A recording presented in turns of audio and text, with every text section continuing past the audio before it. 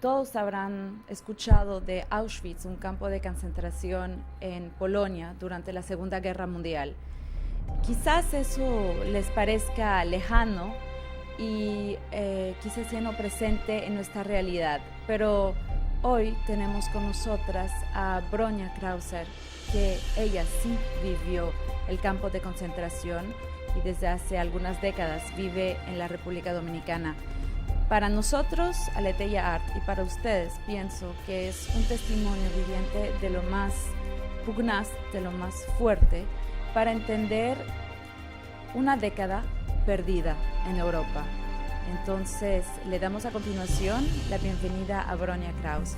We are very touched by your willingness to speak to us about your experience in Auschwitz. For the people to understand what is Auschwitz, Auschwitz is a concentration camp where more than 1,100,000 people has lost their lives, mainly Jewish, also intellectuals of Poland, and homosexuals at large, also war prisoners. So many people, so many lives that have been lost.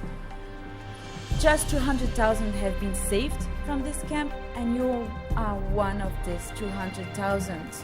You could take 1,000,000 histories and everybody will tell you something different from their own experience. And I would say not even the experience at the time, because you were too numb, you had no feelings.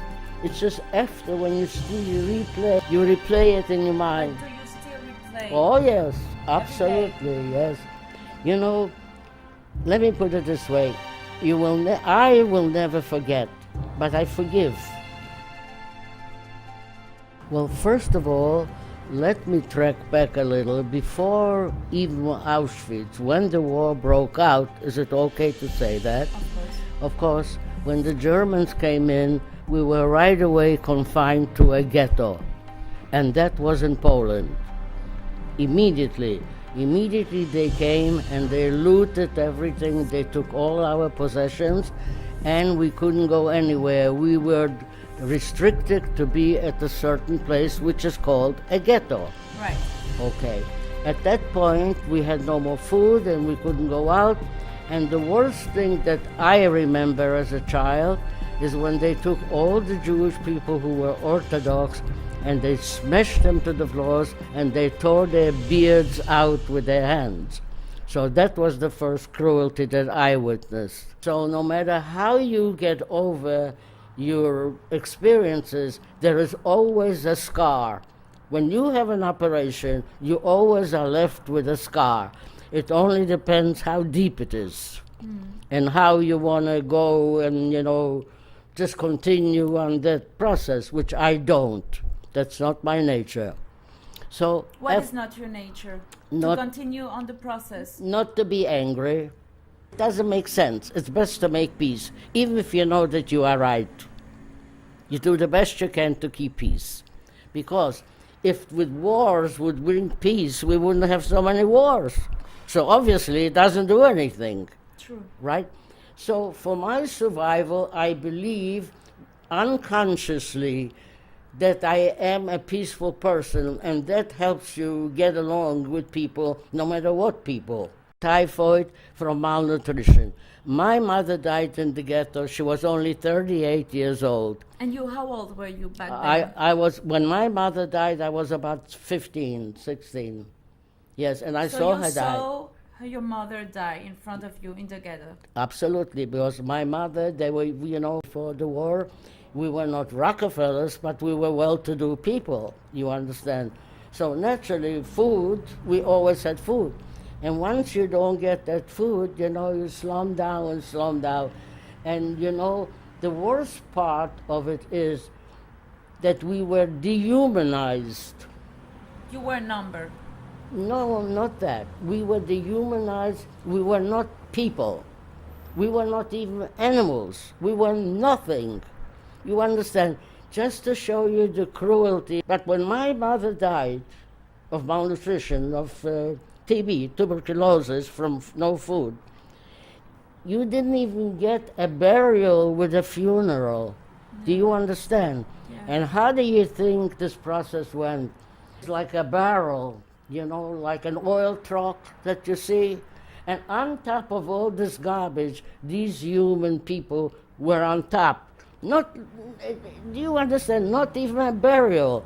And when it came to the burial, one on top of the other, one on top of the other, in a massive grave, I don't know where rather it's buried.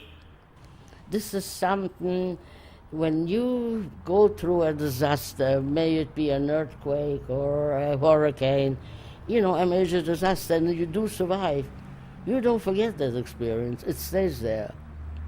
But at the same time, you have good experiences that stay there too. You understand? From those years, I don't know what kind of good experiences you could have.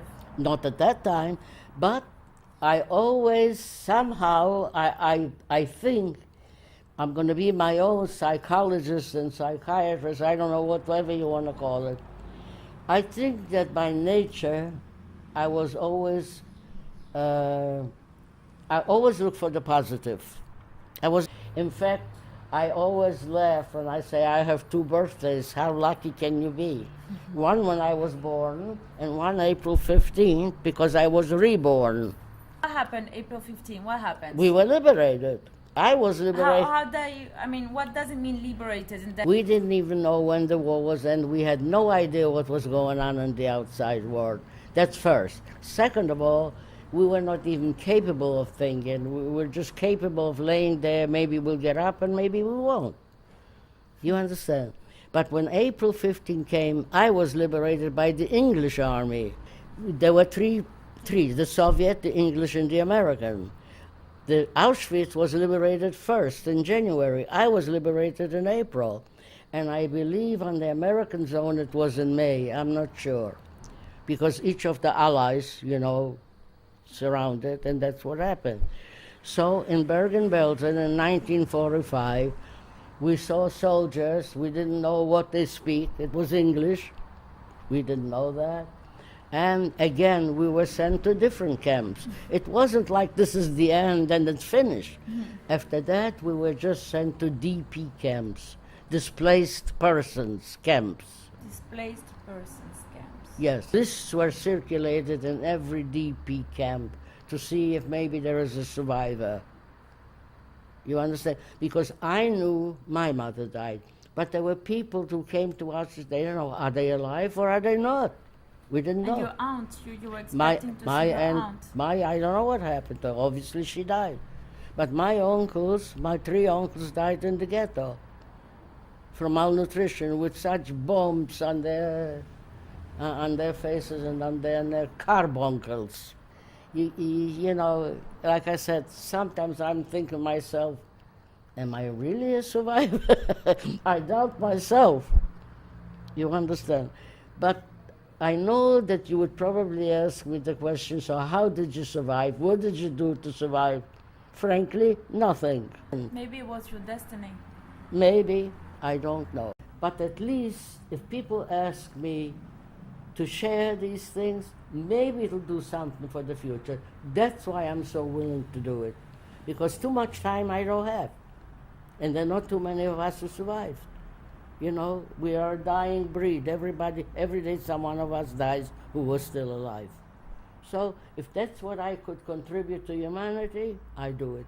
Anyways, Bronia, thank you for giving us this time, for reopening your heart and your memories, and for transmitting to the public in general what it was really to be in Auschwitz and during the World War. I have, when I was small, heard so many stories about the war, but a living person from Auschwitz, never. So thank you for this terrible honor, and I hope that many people in the world will be able to hear it, see it, and feel it. And maybe it's a message for future generations. Anyways, it was a terrible honor to interview you. Now I want to say something. I want to thank you for taking your time, because if it wasn't for you, I wouldn't say it. So you are part of it, of bringing all this to the story to life. So thank you. You're welcome. My name is Vivi Kieffer. See you soon. Bye.